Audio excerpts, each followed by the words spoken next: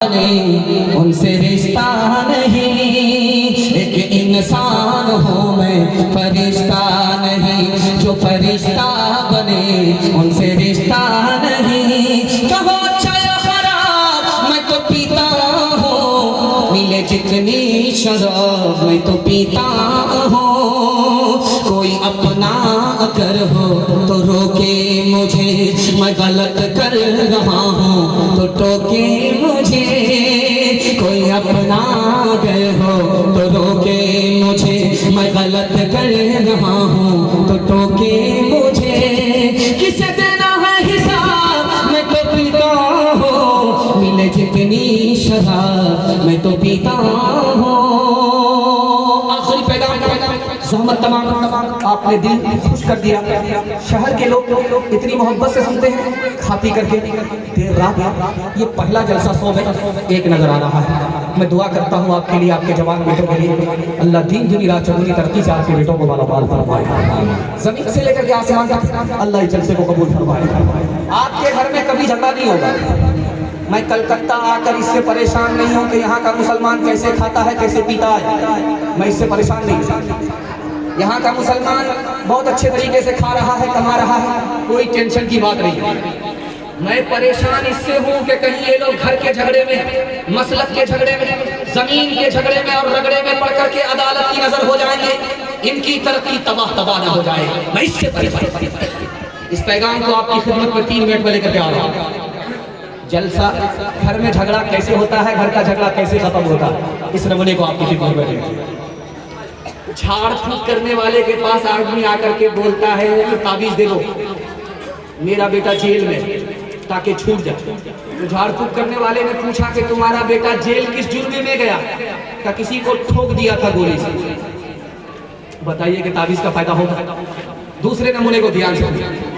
झाड़ फूक करने वाले के पास आदमी आकर के बोला कि मेरे घर में आग लग जाती है, खुद ब खुद आग लग जाती है घर में, घर जलकर राख हो जाता, पता नहीं किसने लगाया, कैसे लगी। झाड़ फूक करने वाला दीनदार था, उसने कहा कि दूसरे की तरफ उंगली उठाने से पहले अपने गिरेबान में मुंह डाल करके देखो, तुम्हारे घर में गुनाह हो रहा है, जब तक वो गुनाह का सिलसिला खत्म नहीं होगा आग तुमको जलाकर राख करती रहेगी। जब गौर किया गया अपने गिरेबान में मुंह डाल करके, तो जो घर का बड़ा था, बूढ़ा था, वही दारू पीता।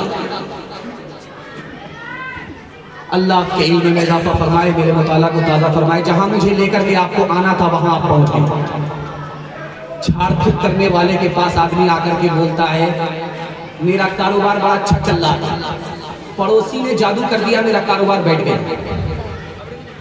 मेरा बेटा पहलवान था, तंदुरुस्त था, पड़ोसी ने जादू कर दिया, बीमार पड़ गया, उसका जनाजा उठ गया। याद रखिए, मैं मसनदे रसूल पर बैठ करके आपसे कहता हूँ, मेरी जबान नहीं है झूठी हो जाए, कुरान की जबान है, हदीस की जबान है। 2 चीजों पर जादू का असर नहीं होता। रोजी पर जादू का असर नहीं होता, मौत पर जादू का असर नहीं होता। कोई माँ का लाल जादू के जरिए किसी की रोजी छीन नहीं सकता, जादू के जरिए कोई किसी की जान ले नहीं सकता। अगर कोई झाड़ फूक करने वाला आपको कहता है कि तुम्हारे पड़ोसी ने कर दिया इसलिए तुम्हारा कारोबार फेल हो गया, तुम्हारा बेटा बीमार हो गया, जनाजा उठ गया, वो कुरान पर झूठ बोल रहा है, हदीस पर झूठ बोल रहा है। आज के जमाने में मस्जिद में टोटी होती है, उसको आदमी खोलता है, खोल करके पानी निकालता है, आसानी से वजू हो जाता है, फिर भी लोग नमाज पढ़ने के लिए नहीं। एक जमाना था, कुआं का जमाना था, लोग पानी खींच करके निकालते थे, ठंडे पानी से सर्दी में वजू करते थे, फिर भी खींच खींच करके मस्जिद में चले जाते। उसके बाद हौज बनाया गया, वजू के लिए हौज बनाया गया। तो हौज में कभी कभी छपकली गिर जाती, तो जब वो डूबने लगती थी तो नमाजी को तरस आ जाए, उंगली के सहारे से उसको बचा ले। कभी कभी उस हौज में बिच्छू गिर जाता, तो नमाजी को तरस आया, उसने हाथ जो बढ़ाया कि तिनके का सहारा डूबते हुए को मिले, बिच्छू ने डंक मारा, उसने हाथ खींचा। दूसरी बार बढ़ाया कि डूबता हुआ मासूम बिच्छू बेज़बान, भले बुरे की तमीज नहीं रखता, फिर उंगली बढ़ाई, फिर उसने डंक मारा। तीसरी बार बढ़ाया, फिर उसने डंक मारा। बगल के नमाजी ने कहा कि मर्दाने दो जालिम को, जिसको भले बुरे की तमीज नहीं है कि कौन उसका खैर खा है कौन बदखा है, मर जाने दो। तो सारिफ ने कितनी बड़ी बात कही, आपके घर का झगड़ा खत्म।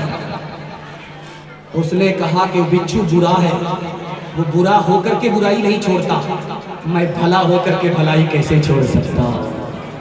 हाथ उठाइए, वादा कीजिए अपने पड़ोसी को, भाई को माफ करेंगे, बदला नहीं लेंगे। हाथ उठाइए इंशाअल्लाह। दामाद बेटी के झगड़े में दामाद सीधा जेल जाएगा। हाथ उठाइए इंशाअल्लाह। जो अभी दामाद भी नहीं बना है उसी में हाथ उठाइए। एक से एक मिले तो कतरा बन जाता है दरिया, एक से एक मिले तो जर्रा बन जाता है सहरा, एक से एक मिले तो राई बन सकती है पर्वत, एक से एक मिले तो इंसान बस में कर ले किस्मत, एक से एक मिले तो इंसान बस में कर ले किस्मत। एक अकेला थक जाएगा मिलकर बोझ उठाना, साथी हाथ बढ़ाना, साथी साथी हाथ बढ़ाना, साथी हाथ बढ़ाना, साथी साथी हाथ बढ़ाना। पता नहीं वक्त में इतनी बरकत क्यों हो रही है। मैं सोच रहा था कि जल्दी से छुट्टी हो जाए, खैर 24 पर पहुंचा हूं। अब समझता हूं कि आपको चक्की में पीस दूं। आखिरी पैगाम माँ बाप की खिदमत के हवाले से सुना देता हूँ, 3 मिनट में गुजर जाएगा।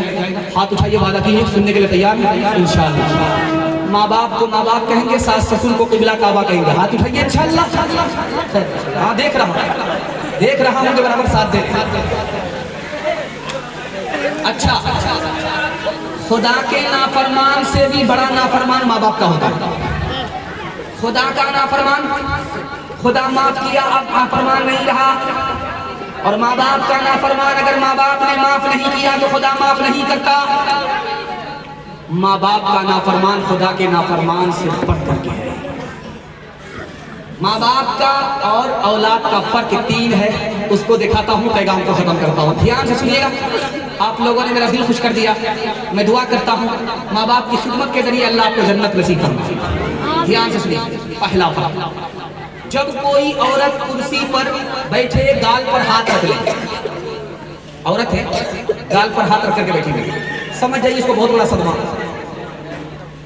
उससे किसी ने पूछा कि तुम्हारा चांद जैसा शौहर है, जन्नत जैसा घर है, तुमको कौन सा सदमा है? तो माँ बाप का कितना बड़ा किरदार होता है, देखिएगा। उस औरत ने कहा कि 1 साल हो गया, 2 साल हो गए, गोद में बच्चा नहीं है, बच्चे के बगैर घर भी अच्छा नहीं लगता है, माँ बाप की वो हंसी है, बच्चा नहीं तो सब कुछ अच्छा नहीं लगता। दूसरा फर्क दिखाने के लिए जा रहा हूँ। बगल में सियालदा है, बगल में रेलवे स्टेशन हावड़ा है, शालीमार है। आपका बच्चा बम्बई में रहता है, वहाँ से फोन करता है कि अब्बा मैं आ रहा हूँ, बीवी से कहता है बीवी मैं आ रहा हूँ, बच्चे से कहता है कि बेटा मैं आ रहा हूँ।